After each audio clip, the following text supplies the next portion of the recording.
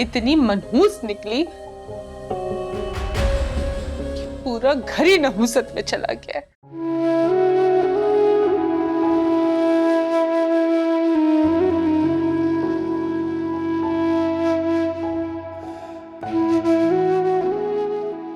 Please mummy, ऐसे तो मत करें। आप कब से खामोश हैं? हमें आपकी फिक्र हो रही है। मम्मी ने बहुत सदमा लिया शहरयार भाई की डेथ का। देखो ना कैसी हालत हो गई है। सदमा तो होगा ना, शहरयार एकदम चला गया। किसी ने भी नहीं सोचा था कि वो हम सबको छोड़ के अचानक इस तरह से चला जाएगा। मम्मी का लाडला था ना, और मम्मी का कोई भी काम शहरयार के बिना नहीं होता था। मम्मी, थोड़ी तो हिम्मत करें ना प्लीज। अब जिंदगी ऐसी ही चलती है। अब जाने वालों के साथ आप जा तो नहीं सकते ना। मम्मी, हम लोग आपके साथ बैठे हुए हैं, कुछ तो बोले। रात से इन्होंने कुछ भी नहीं खाया है। हालत देखो उनकी।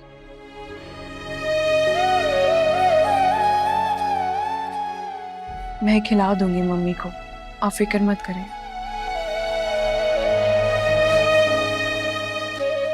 तो ठीक है मम्मी, अगर आप कुछ नहीं खाएंगी तो मैं भी नहीं खाऊंगा। मैंने भी रात से कुछ भी नहीं खाया है।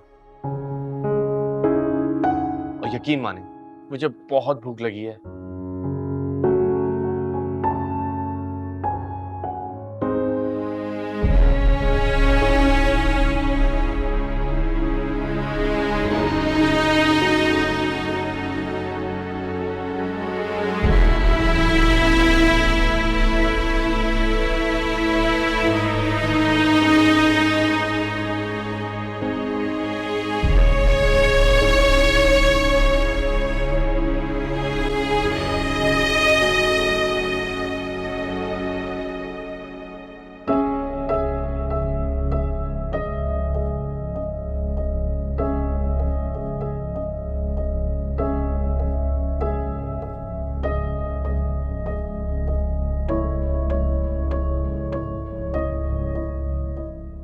कहाँ जा रही हो? नाश्ता करने जा रही हूँ। तुम्हें कोई मसला है? इस तरह जाओगी? तो और किस तरह जाऊं? आयमा, तुम्हें पता है कि तुम इद्दत में हो? ऊपर रुको, मैं तुम्हारा नाश्ता ऊपर भिजवाती हूँ, क्योंकि अफान भी नीचे है। तुम्हें मुझे याद दिलाने की जरूरत नहीं है कि मैं बेवा हूँ। तुम्हारा क्या मतलब है कि मैं अपनी इद्दत के दिन सिर्फ कमरे में ही गुजारूं? नहीं, कम से कम दुपट्टा ले लो, या फिर अपना मुंह कवर कर लो, या फिर तुम नाश्ता बाद में कर लो, या फिर मैं तुम्हें तुम्हारे कमरे में ला देती हूँ। तुम कहना क्या चाहती हो? साफ साफ कहो ना। आयमा, मैं तुमसे बहस नहीं करना चाहती। मैं सिर्फ ये कह रही हूँ और तुम्हें समझाने की कोशिश कर रही हूँ कि तुम इद्दत में हो, जैसे मैं थी, जैसे मैंने खुद को ढका हुआ था। और इद्दत में एक औरत कैसे रहती है, मैं तुम्हें सिर्फ वो याद दिला रही हूँ।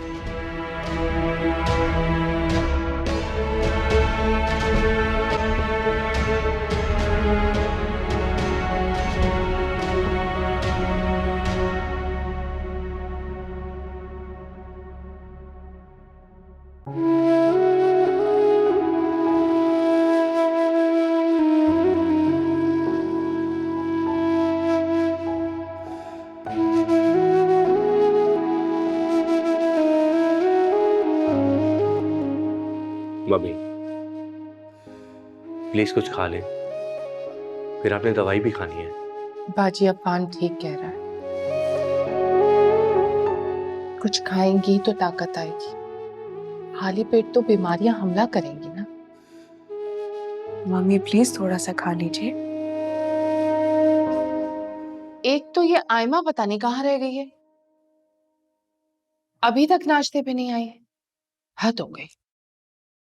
मैंने उसे मना किया क्योंकि वो इद्दत में है। ये बात आपको मालूम होनी चाहिए।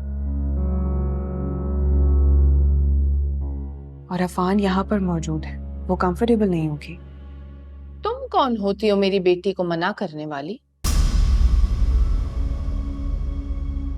तो फिर आप याद दिला दीजिए ना उसे कि एक बेवा के क्या अहकामात होते हैं।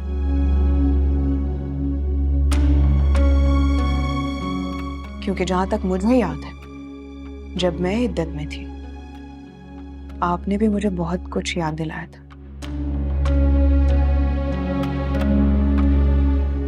मैंने तो उसे ये भी कहा था कि या तो दुपट्टा ले ले या फिर ठीक से अपना मुंह ढांप ले, फिर बेशक वो कुछ भी करती रहे। मेरे ख्याल से एक घर में रहते हुए पढ़ना बहुत मुश्किल हो जाएगा, इसीलिए मैंने सोचा कि उन्हें नीचे शिफ्ट हो जाना चाहिए। शरियार भाई का रूम छोड़ के नीचे आ जाए तो सबके लिए बेहतर है। तुम लोगों का मतलब है कि शहरियार के मरते ही मेरी बेटी इस घर से बेदखल हो गई है?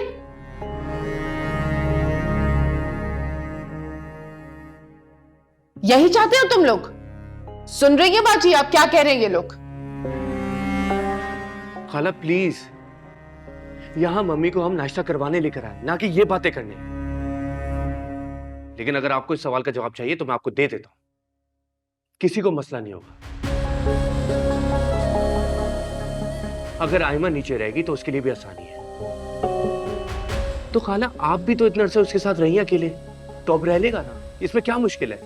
हाँ हाँ, तुम लोगों का बस चले तो हमें बाहर का रास्ता दिखा दो। मेरी बेटी बेवा क्या हो गई? मौका मिल गया तुम सबको मुझ बेवा को बातें सुनाने का।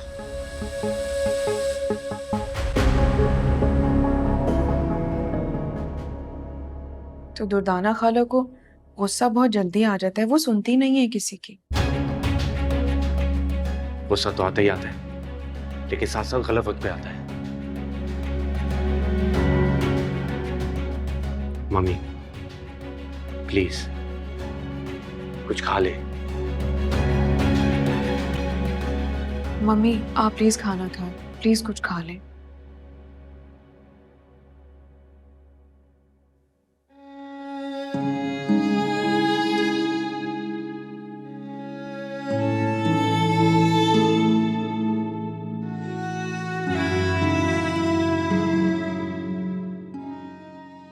आयमा तुम यहाँ बैठी हो? मैं तुम्हें कमरे में ढूंढ रही थी।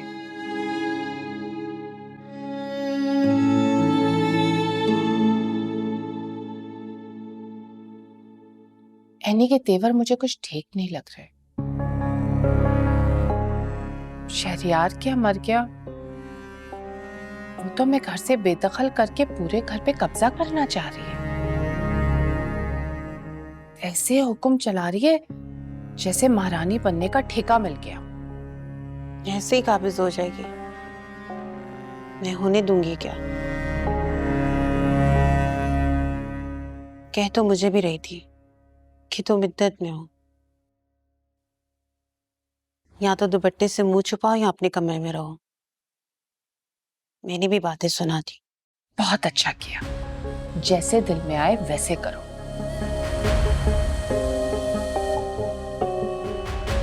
यही तो कह रही हूँ, उसे हुक्म चलाने का मौका मिल गया। जिसका हुक्म चलता था इस घर में वो तो सख्ते में बैठी है। अब ये सब मिलकर नंबर बढ़ा रहे। अम्मी मैं इतने दिन अपने कमरे में कैसे रह सकती हूँ? तो तुम्हें घर में चलने फिरने से कौन रोक सकता है? किसी की मजाल है जो तुम्हें रोके? उसने खुद भी तो महरोज भाई के मरने पर इसी तरह इद्दत पूरी की थी। अब क्या मेरे साथ भी वही सब होगा? तुम परेशान मत हो, मैं हूं ना तुम्हारे साथ, ऐसा कुछ भी नहीं होगा। मगर आयमा तुम्हें इद्दत तो पूरी करनी पड़ेगी बेटा। वैसे सब बात कर रहे थे कि तुम्हें शहरियार का कमरा छोड़ के नीचे आ जाना चाहिए। वो क्यों? क्या इमल फिर वापस आ रही है? अरे नहीं नहीं, वो तो दफा हो गई। वो क्यों आएगी? अब नहीं आती वो इतना बेइज्जत होकर। कुछ भी है, बहुत ठीक है वो। अपना हिस्सा मांगने के लिए वापस आ जाएगी। कौन सा हिस्सा? क्या पता अम्मी, शहरयार भी उसके लिए कुछ ना कुछ छोड़ गया हो। इससे बड़ी खुशकिस्मत बहनें हैं जो शोहर मरता है करोड़ों रुपए छोड़ के जाता है। मैं बात करूंगी बाजी से। मेरी बेटी का हक कोई नहीं मार सकता। मैं नीचे शिफ्ट नहीं होंगी, बता दे सबको। अच्छा अच्छा, अभी से अपना खून मत चला। मैं बात करती हूँ बाजी से।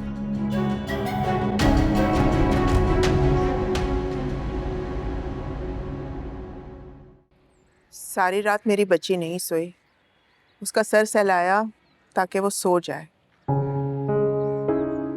तानी हमारी बेटी क्या किस्मत लेकर आई है। पहले ससुराल में उसको बच्चे ना होने की वजह से ताने मिलते रहे, उसके बाद बेवा हो गई। खुदा खुदा करके एनी का घर अब कुछ सुधरा है तो एमल। आप मायूस ना हो, अल्लाह ताला सब ठीक कर देगा। आमीन। मैं देख कर आती हूँ कि वो ठीक है नहीं उठ रही। अस्सलाम वालेकुम। वालेकुम अस्सलाम। वालेकुम अस्सलाम। आ गई मेरी बेटी। खुद को संभालो बेटा, इस तरह से तो तुम बीमार हो जाओगी। मैं मुझे तो यकीन ही नहीं आता कि शहरियार मुझे छोड़कर चले गए। ऐसा लगता है कि अभी उनकी कॉल आएगी और वो अभी मुझे लेने आएंगे। बेटा बेहतर है कि तुम यकीन कर लो इस बात पर। ऐसे भी अल्लाह के कामों में कोई दखल नहीं दे सकता। अपने आप को यकीन दिलाओ कि शहरयार जा चुका है। वो इतनी ही उम्र लिखवा कर आया था। अम्मी, मैंने तो शहरियार की दूरी को ज़हनी तौर पर कबूल कर लिया था। मैंने ये तक कबूल कर लिया था कि वो कभी बाप नहीं बन सकते।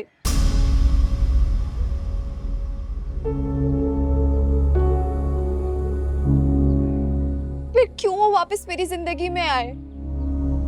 ये तुम क्या कह रही हो? हाँ अम्मी, ये सच है। मसला शहरियार में है। और जब आयमा को ये बात पता चली तो उसने सबके सामने शहरियार का तमाशा बनाया। तब जाके शहरियार को एहसास हुआ मेरा। और तुम हमें अब बता रही हो ये बात? सरीन, एमल ने बिल्कुल ठीक किया हमें नहीं बताया।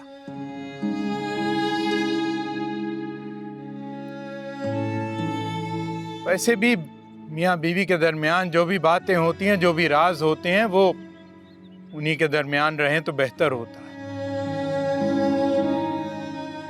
और अगर ये बता देती तो इसमें और आयमा में क्या फर्क रहता?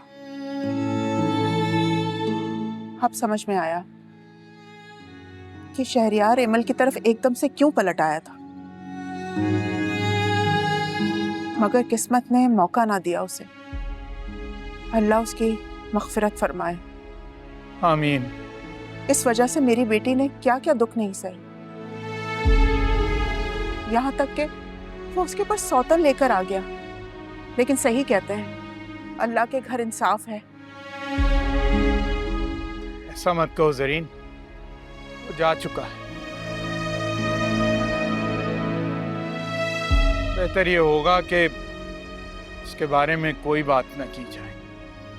और अब तुम उनके घर जाकर कोई ऐसी वैसी बात मत कर देना। अब किसी से क्या कहूंगी मैं? मरने वाला अपने ऐब अपने साथ लेकर चला जाता है। एमल बेटा, बस मान लो कि अल्लाह की यही मर्जी थी। तुम अपने मुस्तकबिल के बारे में सोचो। जी बाबा, मैंने तो जॉब से भी रिजाइन कर दिया। इद्दत के बाद अब कोई कोई नई जॉब ढूंढूंगी। फिलहाल जॉब की फिक्र मत करो, इत्मीनान से अपनी इद्दत गुजारो जो कि तुम्हारे शौहर का आखिरी हक है। और वैसे भी परेशान होने की ज़रूरत नहीं है, तुम्हारा बाप अभी जिंदा है।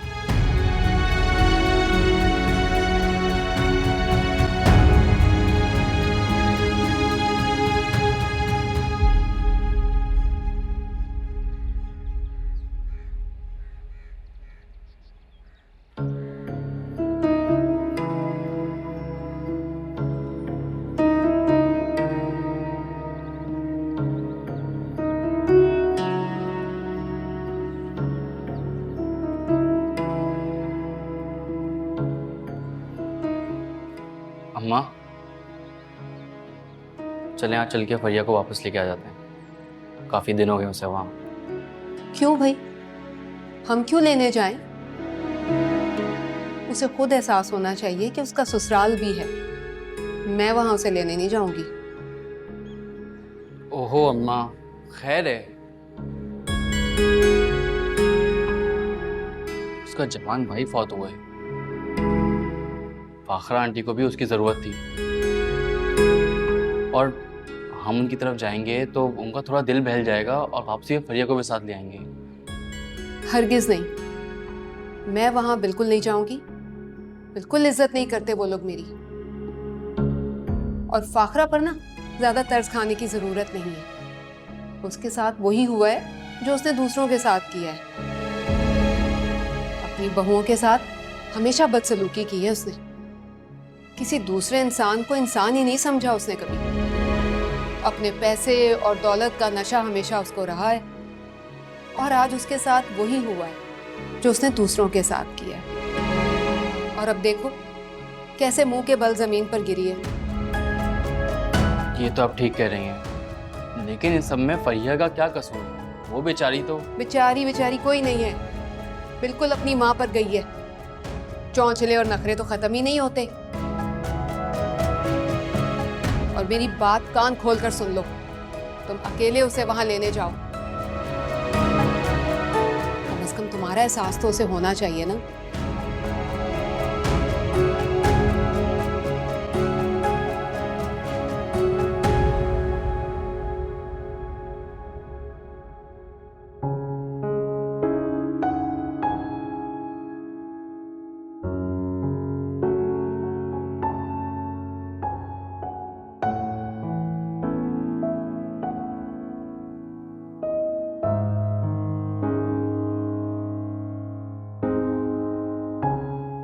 बाजी कुछ बात तो करें। इस तरह तो आप अंदर ही अंदर घुटती रहेंगी। खाला, मम्मी बात करेंगी, लेकिन आहिस्ता आहिस्ता। जैसे जैसे वो अपना गम भुलाती जाएंगी, आप देखिएगा इंशाल्लाह वो ठीक भी हो जाएंगी।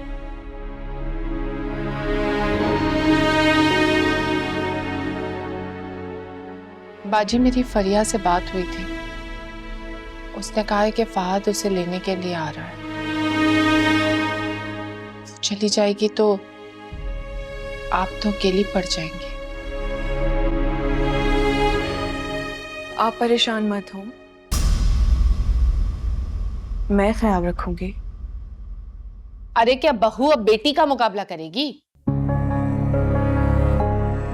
मैंने ऐसा नहीं कहा दुर्दाना खाला, और मैं तो आपको तसल्ली दे रही हूँ। और ना सिर्फ तसल्ली बल्कि ये मेरी माँ जैसी है, मेरा पूरा फर्ज है। आयमा है, वो रख लेगी ख्याल। और मैं भी तो हूं ना। तुमने तो हम माँ बेटी को दूध में से मक्खी की तरह निकाल दिया। खाला, यहाँ किसी का मुकाबला नहीं हो रहा। सब अपनी अपनी जिम्मेदारियां अच्छे से निभा रहे हैं। हाँ तो कोई निभाने भी तो देना। क्यों खाला, आपको कोई रोक रहा है क्या? बस अब मेरा मुंह मत खुलवाओ। खाला प्लीज, ऐसी बातें करके मम्मी को परेशान मत करें। मम्मी की कंडीशन देखें और अपनी बातें सुने। हम मम्मी को कमरे से बाहर इसलिए नहीं लेकर आए कि यहाँ बैठ के घर की सियासत पे बात करें। तो मैं यहाँ बैठ के क्या सियासी गुफ्तगू कर रही हूँ? अफान, बेटा मुझे अंदर जाना है। क्या हुआ मम्मी, आप ठीक है? प्लीज हम सब की बातों को इग्नोर करें। आप तो ठीक है ना? मैं जा रही हूँ।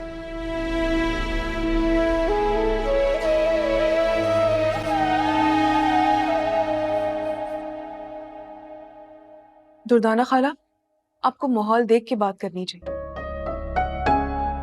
आपने हालत देखी है मम्मी की। हम उन्हें कमरे से बाहर इसीलिए लेकर आए थे। ना सोच समझ के माहौल को देखकर बात करता है। आपने तो हद ही कर दी है। अरे तो मैंने ऐसा क्या कह दिया?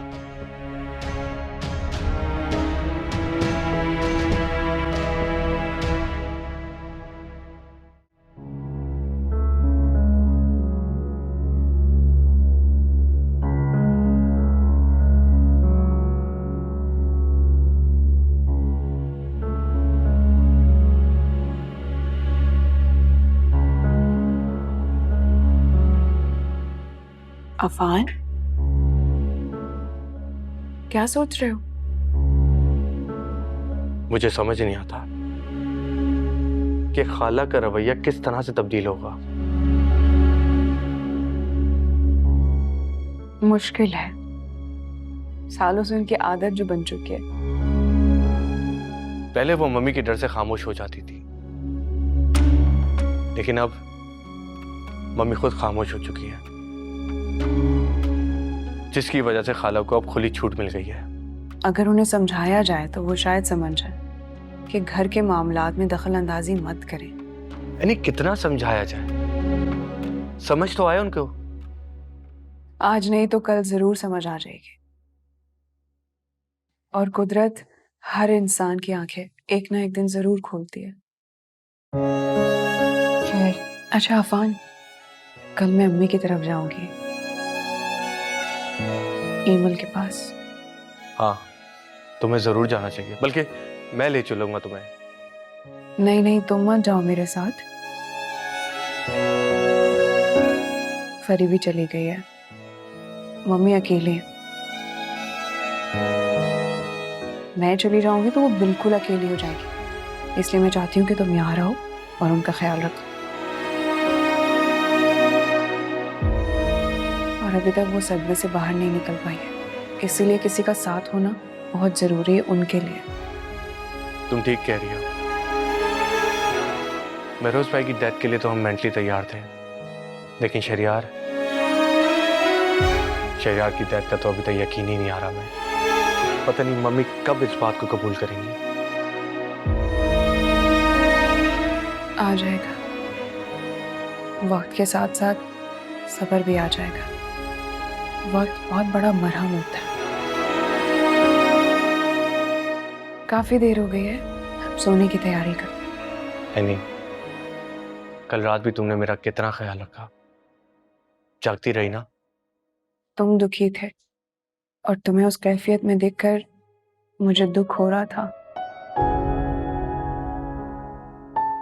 मुझे तकलीफ हो रही थी और बिल्कुल अच्छा नहीं लग रहा था।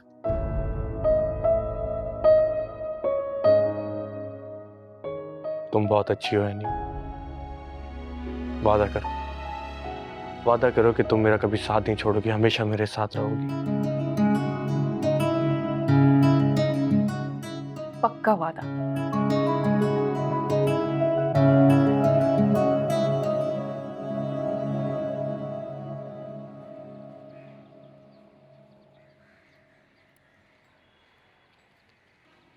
अस्सलाम वालेकुम।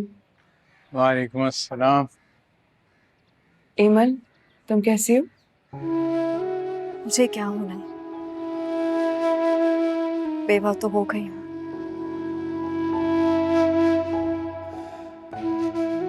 बेरंग बेरौनक सी हो गई है जिंदगी,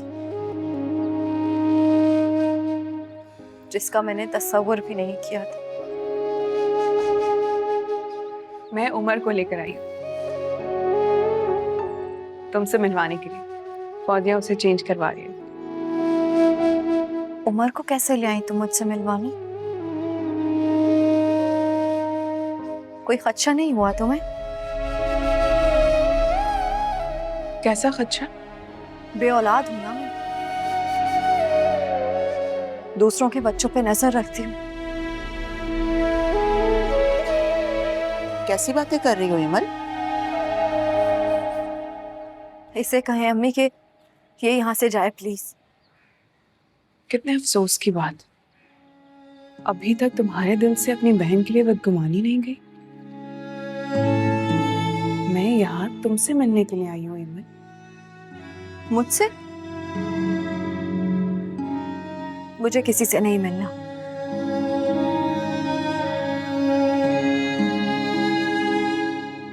तुम कुछ भी कहो, मैं तो तुमसे मिलने के लिए आई हूँ। बस फिर आज हम लंच साथ में करेंगे और तुम उमर को संभालोगे और मैं अम्मी के साथ किचन में जाके आप दोनों बैठ के बातें करें। चले अम्मी, खाना बनाते? हाँ हाँ बिल्कुल, हम लोग खाना बना लें। और हाँ, अगर उमर तंग करे तो मुझे बिल्कुल मत बुलाना, खुद ही संभालना, मुझे मत बुलाना।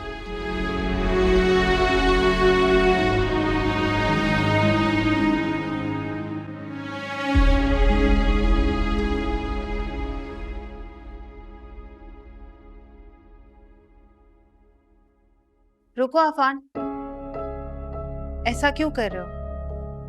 मैं वापस चली जाती हूँ अपने कमरे में। नहीं नहीं, ऐसी कोई बात नहीं है। मैंने जब भी तुमसे कहा था कि तुम नीचे शिफ्ट हो जाओ ताकि तुम्हें कोई जहमत ना हो। इसमें जहमत की क्या बात है? मैं ठीक हूँ।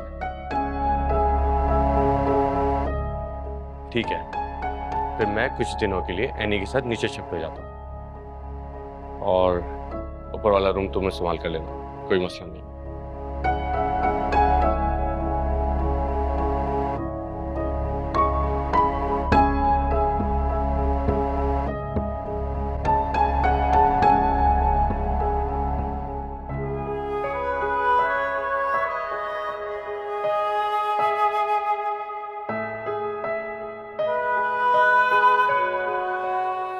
कि आयमा को मैंने औलाद के लिए अपनाया था ना, और मेरा सच जानने के बाद वो ज्यादा दिन ये रिश्ता कायम नहीं रखेगी।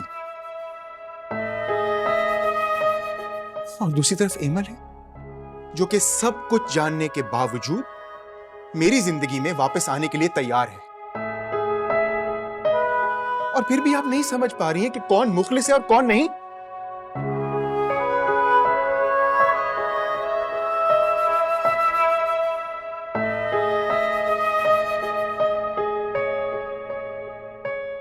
मम्मी चले थोड़ी देर नीचे चल के बैठते हैं।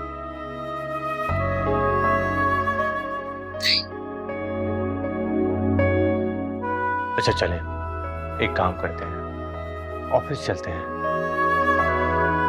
आप ऑफिस जाएंगी, थोड़ा काम करेंगी तो आपका दिल बहल जाएगा। क्या शहरियार होगा वहां? वो जा चुका है मम्मी। लेकिन मम्मी, अगर आप खुद को इस तरह से कमरे में बंद कर लेंगी तो बीमार पड़ जाएंगी। कुछ नहीं होता मुझे।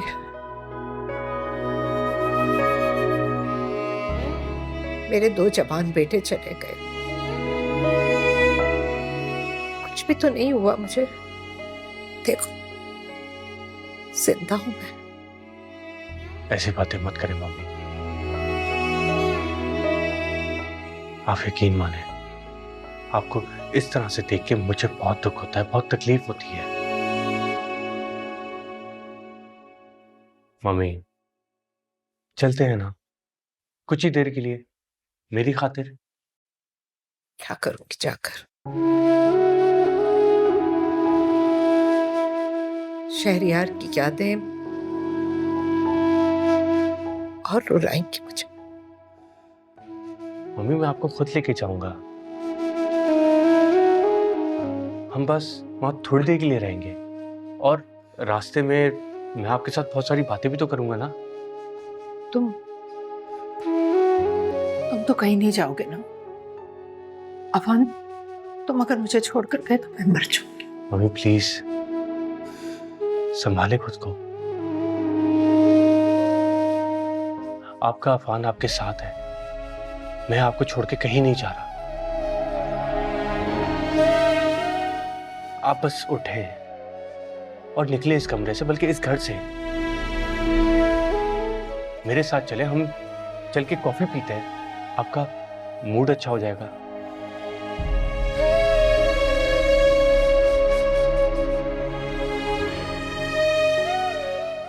नहीं, मेरा दिल नहीं चाह रहा। अच्छा एक काम करते हैं, हमारे बचपन को याद करते हैं। कितना यादगार बचपन था हमारा। बहरोज भाई, शहरियार, मैं और फरी। फरी तो बहुत बाद में पैदा हुई थी ना। हाँ, तुम्हारे बाबा को बहुत आरज़ू थी बेटी की।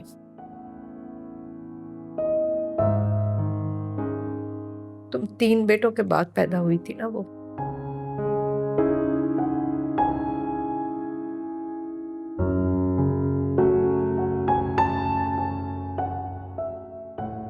बहुत लाडली थी उनकी। लाडली तो वो हमारी अब भी है, बल्कि हम सब की बहुत लाडली है।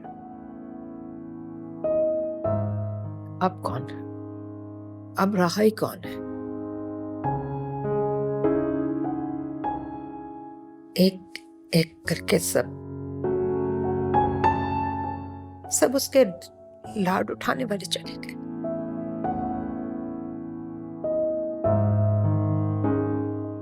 कैसा हंसता बसता करता मेरा। महरोज भाई की कमी तो कोई पूरी नहीं कर सकता, लेकिन मम्मी हमारे पास उम्र है ना। उसकी मासूम सूरत में आपको महरोज भाई नजर आएंगे, और अगर शहरियार की याद आए तो इमल भाभी से जाके मिल लेगा। बहुत मोहब्बत करता था इमल भाभी से वो। बल्कि एक काम करते हैं, अभी चलते हैं। अभी नहीं। चलें, जैसे आपकी मर्जी। वैसे भी इमल भाभी इद्दत में है, हमसे मिलने यहां नहीं आ सकती। इसलिए मम्मी आपको जाना चाहिए उनके पास, जब आपका दिल करे। नहीं गई है ना आज? जी वो गई है। वैसे एक बात बताऊं मम्मी, एनी को आपकी बहुत फिक्र रहती है, बहुत परेशान होती है वो आपके लिए।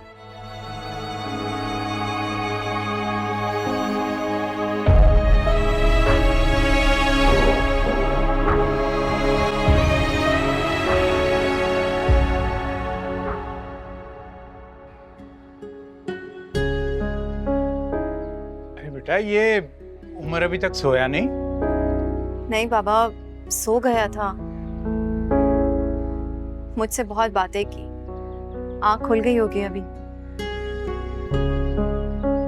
अफान ने इसके साथ बातें कर करके ना इसे भी अपनी तरह बातूनी बना दिया है। बेटा मुझे तो पता ही नहीं था कि इसने बातें भी करनी शुरू कर दी। बाबा बस अपनी जुबान में बोले चला जाता है, हमें तो कुछ समझ नहीं आता। बेटा मैं समझा कि वाकई बातें करनी शुरू कर दी इसने। हाँ ये सच है, बच्चे अपनी जुबान में बहुत कुछ बोलते हैं। उमर मियाँ, ओ उमर मियाँ, यहाँ पर आके तो खाला के साथ ही लगे रहे हो हैं? नाना को भूल गए? उमर के यहाँ आने से घर में कितनी रौनक हो जाती है, और फिर एमल का भी दिल लग जाता है। इसीलिए मैं और उमर यहाँ आ जाते हैं। शफीक जी बाबा आप लोग जाएं, मुझे भूख नहीं है। क्यों भाई, तुम्हें भूख क्यों नहीं है? और तुम्हारी पसंद का खाना बनाया मैंने, तुम कैसे नहीं खाओगी? हाँ बेटा। बाबा जान, मैं अपनी जॉब शुरू करना चाहती हूँ। बेटा जरूर करो, लेकिन पहले अपनी इद्दत का वक्त पूरा कर लो। क्या इद्दत में औरतें बाहर नहीं निकल सकती? जरूर निकलती हैं बाहर बेटा, अगर जरूरत हो तो, कोई माली मुश्किलात हो, अपने बाल बच्चों का पेट पालना हो तो वो घर से निकलती हैं, लेकिन पूरी तरह हिजाब करके, और इस बात का एहतमाम होता है कि मगरिब से पहले वो घर वापस लौट आए। जॉब कर सकती हो, लेकिन बात यह है बेटा, तुम्हें इस किस्म की तो अभी कोई मुश्किलात नहीं है।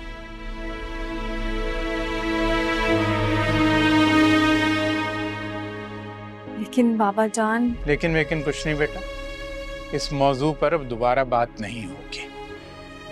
अब फिलहाल चलो और खाना खाओ।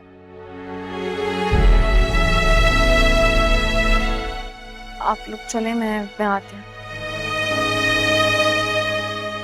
ठीक है।